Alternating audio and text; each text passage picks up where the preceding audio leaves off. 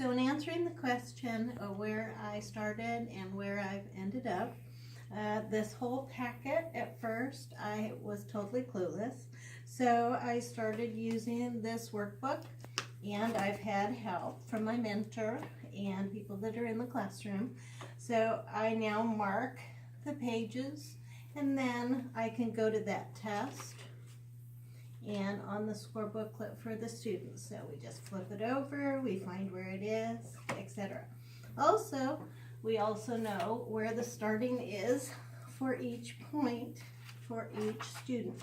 So if there's something like a 9th grader or a 12th grader or an 11th grader, I can start at that part and either work earlier if they don't get it perfect or how they're supposed to score, or I can skip one and find the space that they're supposed to be at. We also know that they're supposed to do the 4 in a row, and then we end up changing to the new test that we can give them. The other thing that I've discovered is I have a copy of what they have, because they're kind of looking to see what they get right and what they get wrong. They're not really paying attention to how they should be saying the words. So the student gets one copy, I get one copy, it's laminated, I score it as they're going, and then I put this away, so then they don't see how good or how poorly they've done, which could hurt their feelings. One of the other tests is with the reading. So I make sure with the reading that they read at the pace that they're supposed to. We have some minute timing that they're supposed to do, and that was also a surprise that everything had to be doubled.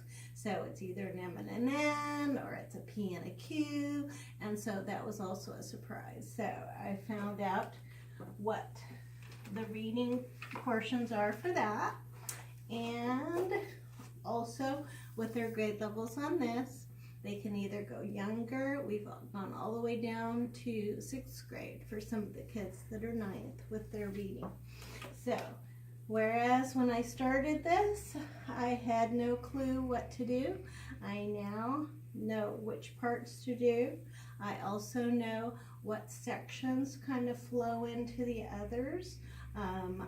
First, I didn't have a stopwatch with me, so I now have recorded students with my new phone. So when they have the colors that they're doing, or they're having the animals, I video or I record them, so I have the time on that. And then I also have for the math and the other parts of the test that are timed, I have that ready too.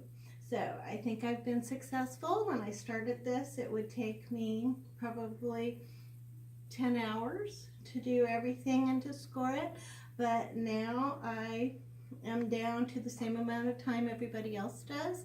It takes about 4.5 hours to finish through the tests. It probably takes about an hour to score on the Wyatt website. So I'm very happy with where I'm at, and I feel that I've come a long way from not being able to understand anything and just struggling with the kids in the test to now we have a good process and a good time, and we get it done.